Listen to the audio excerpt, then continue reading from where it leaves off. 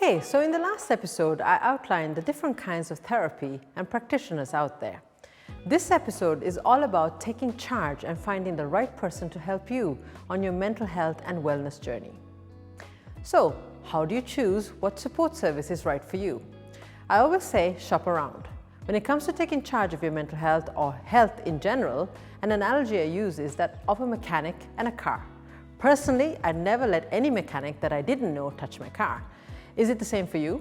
You like to make sure that you have someone that you can trust, and yet people are sometimes fussier about the mechanic who's fixing their car than they are about their mental health practitioner that they're literally opening themselves up to and entrusting with their own mental health. For me, Googling is probably not the best way to find a practitioner, as you will find lots of people who on paper seem perfect, but how do you know they're a good fit for you? A lot of people I work with come to me via word of mouth because a friend has mentioned it, or a relative has mentioned it, or people have seen others who have gone to therapy and seen the transformation and then said, "Hey, what's the name of your therapist?" Or "Where do you go?" because it looks like you're really benefiting from it. So take charge of your mental health, do your research, check out your employer's EAP service and counseling support if you have access to something like that. It is fully confidential and any reporting is strictly anonymized. If you're looking for a counselor or a psychotherapist, look to accreditation and regulatory bodies which will have a register of all their members.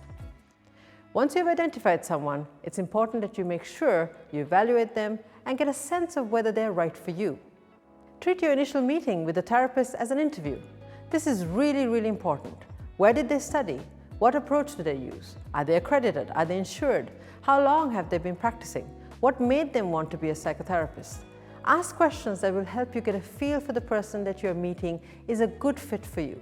And then at the end of the session, when you're leaving, check with your gut. Ask yourself, did I feel a good connection with this person? Do I feel I could trust them and really open up and say stuff to this person that I never told anybody else? That's a biggie, because the reality is people will tell a therapist things that they've never told anyone else before. So, as you can see, trust is key to better outcomes for you in therapy.